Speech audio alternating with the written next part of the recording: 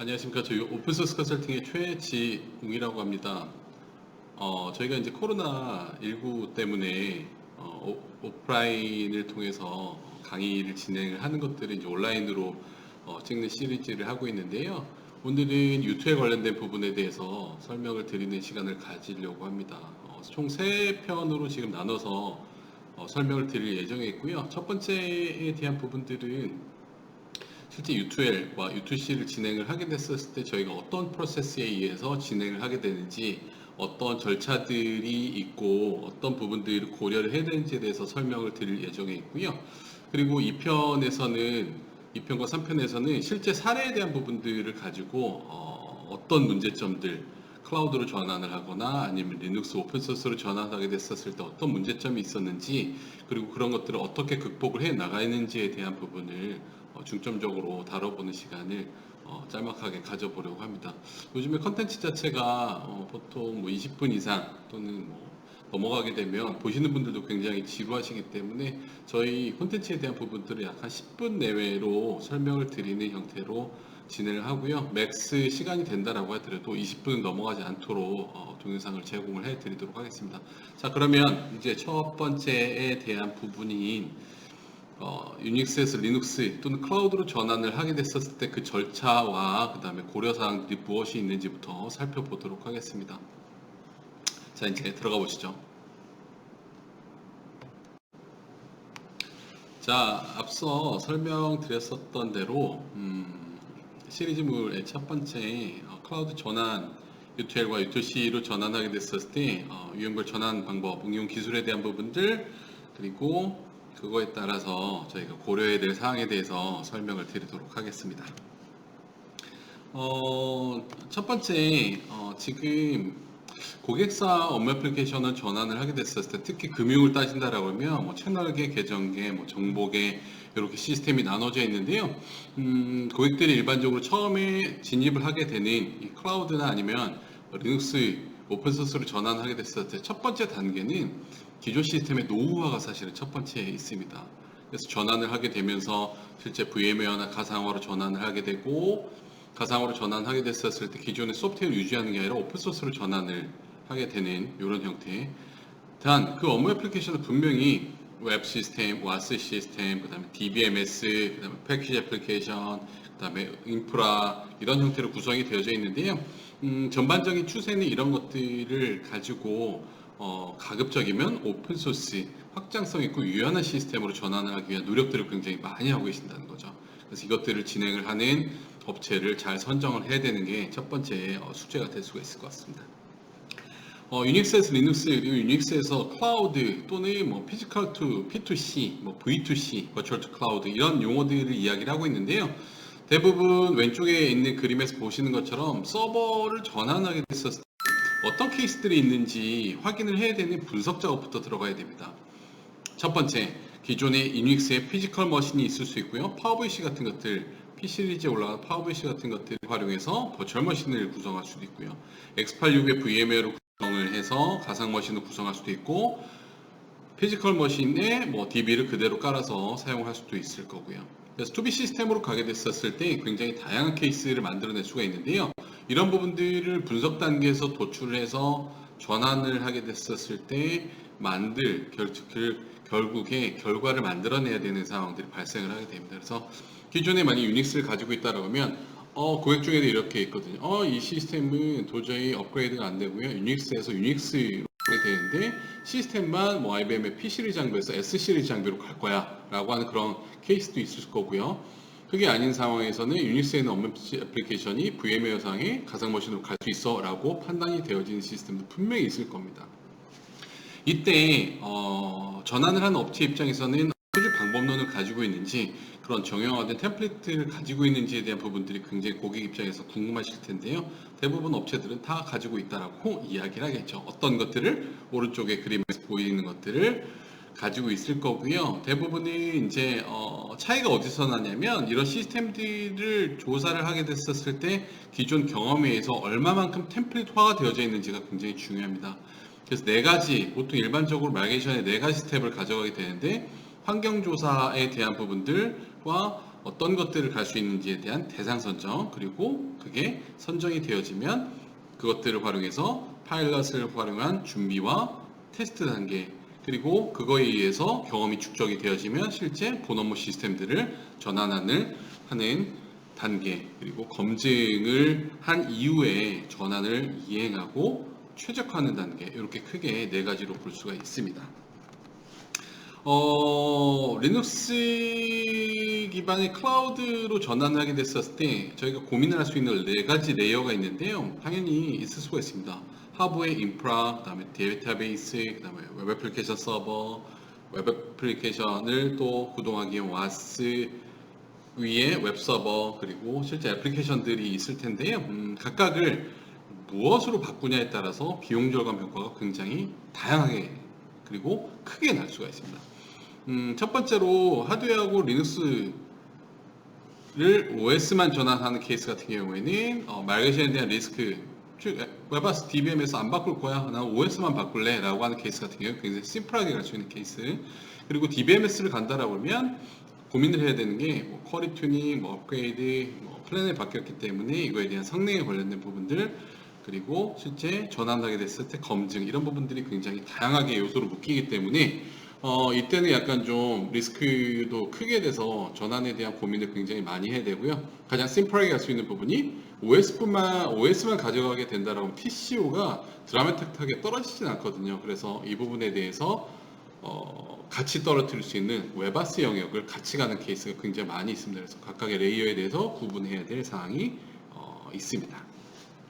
오픈소스로 전환을 하게 됐었을 때 절차가 있는데요. 아까 설명드렸었던 것처럼 이건 오픈소스 전환 절차뿐만이 아니라 U2L, U2C 마이그레이션에 대한 절차로 보셔도 될 것 같습니다. 아까 말씀드린 환경조사, 그래서 기존 시스템 에지지에 대한 환경조사를 하고요. 이게 서로 의존성을 업무 애플리케이션들끼리 얼마나 가지고 있는지, ESB나 EAR 시스템 같은 경우는 굉장히 인터페이스가 많기 때문에 이런 부분에 대해서는 영향도가 굉장히 커서 조사를 굉장히 잘 해야 되는 케이스가 있을 거고요.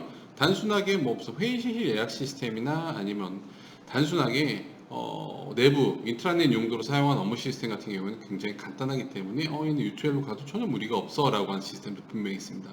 이런 것들이 환경조사에 이루어지면 투비 인프라에 대한 부분에 설계를 하게 되고요. 투비 용량이 설계가 되어지고 아키텍처가 설계되면 실제 비용에 대한 부분들이 발생을 할 수가 있습니다. 그렇게 해서 선정된 업무 애플리케이션을 가지다가 전환을 하고 실제 이행하기 위한 과정을 진행하게 될 텐데요. 전환을 수행하고 최적화하고 안정화에 대한 부분들은 일반적인 프로젝트 오픈 케이스와 굉장히 비슷하다고 볼 수가 있는데요. 마이그레이션 같은 경우는 특징적으로 다른 부분이 있는 게 아니라 파일럿이라는 단계를 앞단에 무조건 거치면 굉장히 좋습니다.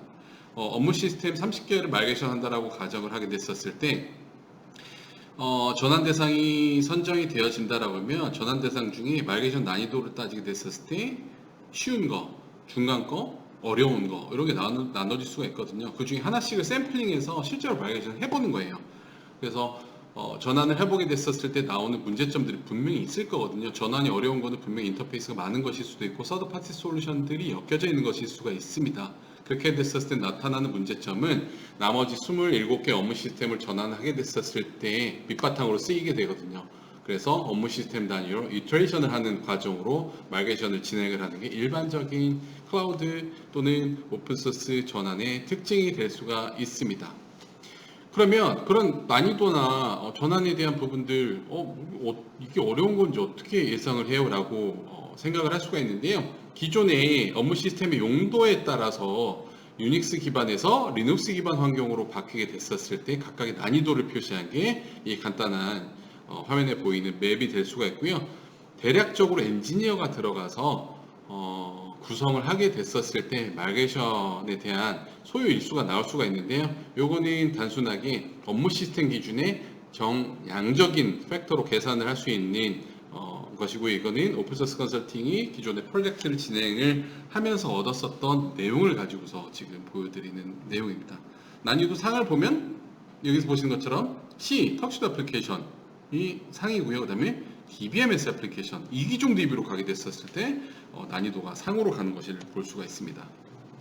또한 고려사항이 있을 수 있는데요. 리눅스 기반 시스템에 서비스 가용성 극대화를 위해서 가상화 같은 것들을 검토를 할 수가 있고 클라우드를 검토할 수가 있는데, 그럼 우리 인프라 뭘로 갈 거야를 선택을 해야 됩니다. 그때 뭐 우리는 뭐 상용 뭐 VMware로 갈 거야, 아니면 레드 오픈스택, 아니면 커뮤니티 오픈스택으로 갈 거야, 아니면은 AWS 기반 네, 퍼블릭 클라우드로 갈 거야, 아니면은 가기는 가되 그 클라우드 기반 아예 우리 다 컨테이너 베이스로 갈 거야에 따라서 실제 전환을 하는 업체들의 역량이라든지 실제 사례 같은 것들을 확인을 해 보셔야 되는 케이스가 있을 수 있습니다. 그리고 레이어별 고려사항인데, 이거는 소프트웨어 레이어에 대한 부분들, 인프라 레이어인데요.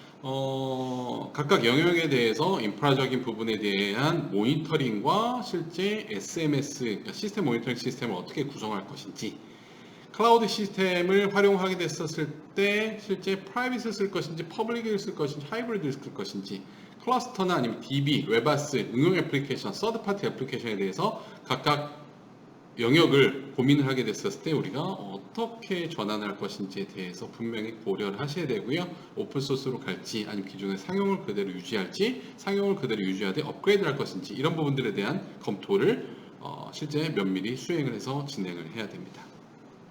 그리고 영역별 전환을 하게 됐었을 때 제일 중요한 거는 뭐냐면, 아까 레이어가 있다라고 했는데요. 오른쪽 그림에서 보시는 것처럼 파티션, 유닉스의 파티션 가상화 레이어로 되어져 있던 것들, 그 다음에 운영체제, 그 다음에 패키지 애플리케이션, 미들웨어, 그리고 그 다음에 업무 시스템, 그리고 웹서버, 이 영역들이 나눠질 수가 있는데요.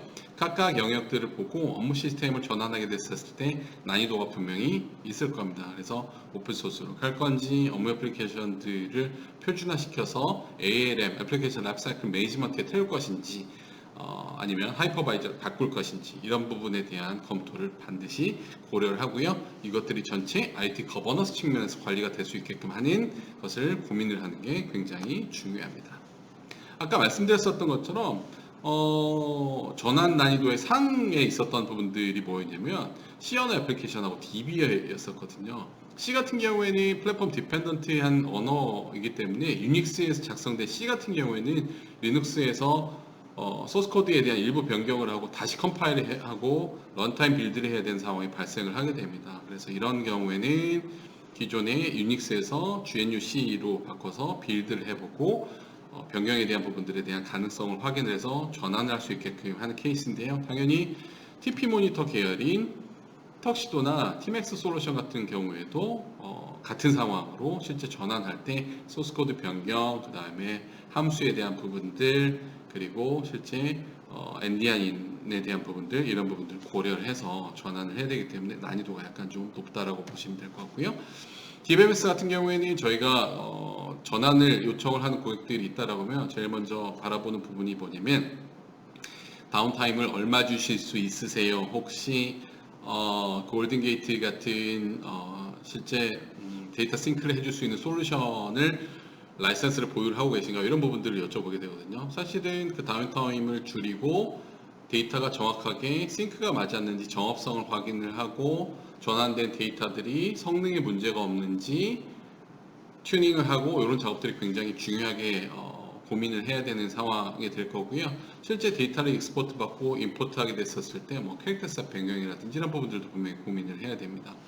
그리고 보통 업그레이드를 하고자 하는 고객들도 분명히 있는데요. MS SQL 서버 업그레이드, 오라클 업그레이드에 대한 부분들이 있는데, 이때 뭐 쿼리 플래닝 바뀌거나 힌트 같은 것도 줘야 되거나 하는 이런 케이스들이 굉장히 많이 발생을 하게 됩니다.